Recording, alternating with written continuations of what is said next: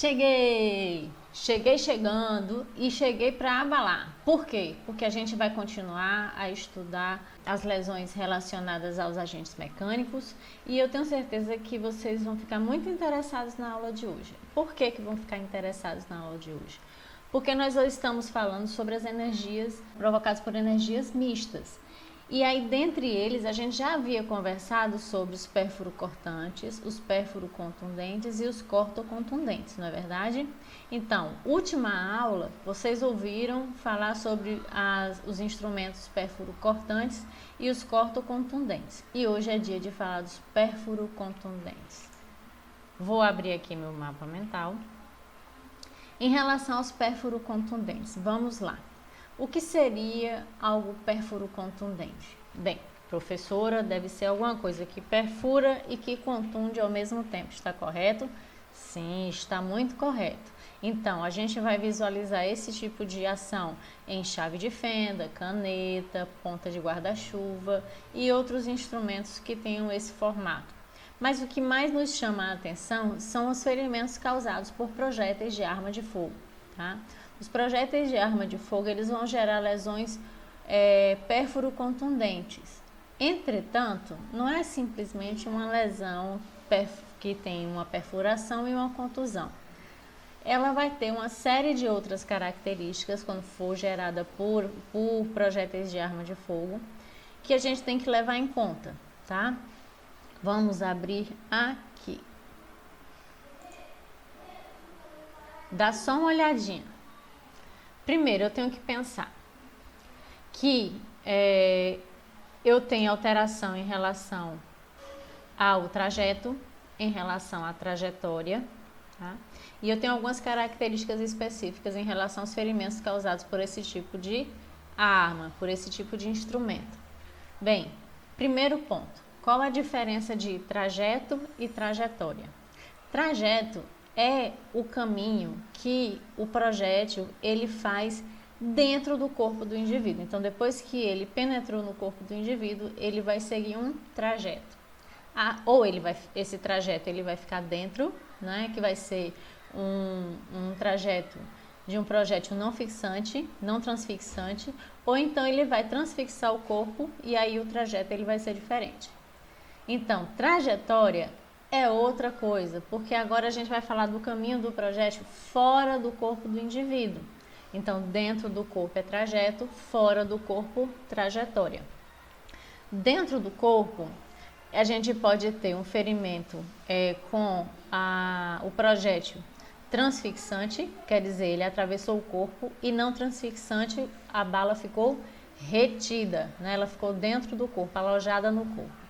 E em relação à trajetória, a gente vai ter um percurso feito fora do corpo, tá? E o trajeto ele vai poder ser gerado por um só projétil ou por múltiplos projéteis. Então, ela vai poder ser simples ou múltiplo. Tranquilo? Vamos lá. Deixa eu fechar aqui para a gente não confundir. Tipos de tiro, vamos pensar. Sim, aqui olha, ele está falando uma coisa importante. São considerados pela distância do disparo, pela característica do orifício de entrada e de saída e pela trajetória ou pelos trajetos. Então, o que é que está falando aqui? Que o ferimento ele vai ter algumas características. Então, quando o projétil ele atingir o corpo, ele vai ter algumas características específicas. Quais são elas? Primeiro, as bordas do ferimento vão ser irregulares e aí vocês têm que voltar a lembrar que nós estamos falando de um agente com ação pérfuro-contundente, então vai perfurar e contundir. Vamos lembrar das contusões, quimose, sangramento, uma lesão que vai danificar vasos sanguíneos, né? Pode deixar tecido íntegro. Eu vou ter a formação de manchas, né? A gente pode ter uma série de alterações que são características dessas lesões contusas. Então, no caso de um ferimento por arma de fogo, nós vamos ter bordas irregulares, predomínio da profundidade, né? Porque ela vai perfurar o corpo. E a gente vai ter um caráter penetrante ou transfixante. Penetrante vai ser o que a bala fica retida. né? E transfixante quando ela ultrapassa o corpo, ela transpassa o corpo. Ao atingir o corpo, o que é que esse projétil vai causar? Primeiro, ele vai causar o rompimento da pele, tá? Formando um orifício tubular. E na entrada da pele, lembrar que esse projétil, ele quando sai da arma, ele sai cheio de pólvora, né, não combusta, pólvora combusta, vários metais. E ela vai ter uma série de resíduos ao redor. Então, quando entra na pele, a primeira coisa que ela faz é romper a pele, vai gerar um orifício na forma tubular, como se fosse um canal, e ele vai limpar, o projétil ele vai ser limpo na entrada desse orifício. Então, esses restos, esses detritos gerados pela limpeza do projétil na entrada do ferimento é chamado de orla de enxugo. É como se o projétil se enxugasse na entrada do ferimento. Também vai ocorrer o arrancamento da epiderme, então há um arrancamento da pele. Então, nessa região mais externa, a gente vai ver uma área onde a pele é arrancada, chamada orla de contusão. E aí a gente vai visualizar uma área mais dilacerada, ela não vai ter a forma regular, como eu disse, as formas são bem irregulares. Então, dentro desse túnel, o que é que o projétil vai causar? Ruptura de vasos, formação de equimoses em torno do ferimento. Então, ao redor do ferimento, nós vamos ter uma orla equimótica, é como uma auréola, uma orla, onde eu vou ter características de equimose, que é o quê? Aquele aspecto arroxeado ao redor do ferimento. E na entrada eu também vou encontrar algumas outras alterações específicas desse tipo de ferimento. Quais são essas alterações? Vamos lá, vamos lembrar. Lembrar como, se vocês nunca viram isso, não é verdade? Então vamos ver pela primeira vez. Então, nós vamos ter orla de contusão, tá? Que vai ser uma área onde a gente vai ter a invaginação da pele, porque imagine que o projétil ele vai encostar na pele e ele vai perfurar empurrando. Então ele tem o componente de pressão também. Então ele arranca a epiderme e a derme, tá? E aí ele rompe essa região externa, é uma orla de contusão. Vai ter uma orla equimótica, que vai ser uma zona de ruptura dos vasos ao redor do orifício. Vai ter a orla de enxugo, que é uma área mais escurecida, que vai ficar também na entrada do ferimento, ela é mais externa, tá? Nós vamos ter um anel de Fish. O anel de Fish ele vai ser a união da orla de contusão com a orla de enxugo. Então, essa imagem ela é chamada de anel de Fish. Então, se cair numa prova o que seria o anel de Fish, vocês vão marcar que é um ferimento pérfuro contuso formado pelas orlas de enxugo e orla de contusão. Tranquilo? Então vamos lá. Essas orlas de contusão, orla equimótica, são todas orlas que são causadas por sangramento e formação de equimose. Então, só vai acontecer esse tipo de alteração se o indivíduo estava vivo quando sofreu o disparo. Se ele estiver morto, nós não vamos ter esse tipo de reação. Por quê? Porque essas são reações vitais. Só ocorrem no indivíduo vivo, correto? Tranquilo? Então, continuando. Como é que esse orifício de entrada do ferimento pode ser? Ele pode ter formas diferentes, né? Ele pode ter formatos diferentes, vai depender muito da incidência do projétil na pele. Então, se o disparo for feito a 90 graus da superfície da pele, o formato de entrada, do ferimento de entrada, vai ser circular. Se por acaso o ângulo for diferente de 90, digamos que ele seja mais agudo, mais inclinado, nós vamos ter um ferimento ovalado ou arredondado. Vai depender muito da elasticidade da pele. E se por acaso o ferimento for tangencial, tá? Que seriam os ferimentos de raspão, aí vai ser de acordo com o ângulo de incidência, vai depender muito, tá? Não vai ter uma forma mais definida. Tranquilinho? Tudo em paz? Todo mundo vivo? Até agora sim, né? Vamos continuar? Vou fechar aqui e vou subir para a área que me interessa. Vamos ver aqui. Então, somente revisando, nos ferimentos de entrada causados por projéteis de arma de fogo, eu sempre vou encontrar orla de contusão, orla equimótica e orla de enxurro. Isso eu estou falando para situações onde o projétil ele entra direto no corpo do indivíduo. Por quê? Porque eu posso ter algumas alterações, por exemplo, se for um projétil ricocheteado, mas se ele transpassou outro corpo antes de atingir a vítima, havendo uma diminuição da sua velocidade. Então, tem uma série de variantes que podem interferir aí, tá? Mas, de uma forma geral, é isso.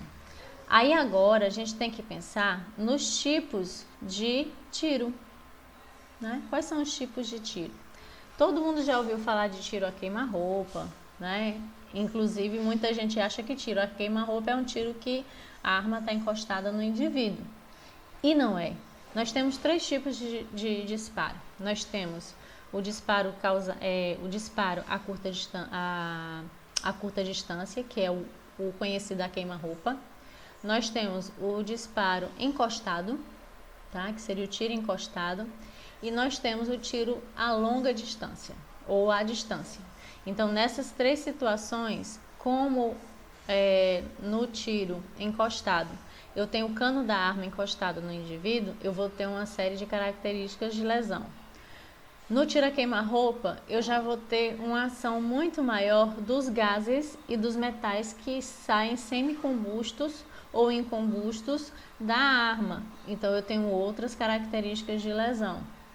E no tiro à distância, eu tenho a arma longe da vítima. Então, eu só vou ter as lesões geradas pelo próprio projétil. Eu não vou ter influência dos gases que se dilatam aquecidos, eu não vou ter influência da pólvora combusta ou semicombusta, eu não vou ter influência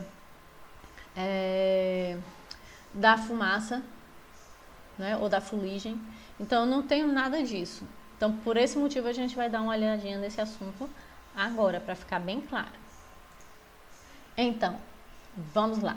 Quais são os tipos de tiro? Tiro encostado, tá? É o primeiro tiro que nós vamos visualizar. Então, o tiro encostado, ele vai ter características diferentes a depender do local onde ele for disparado.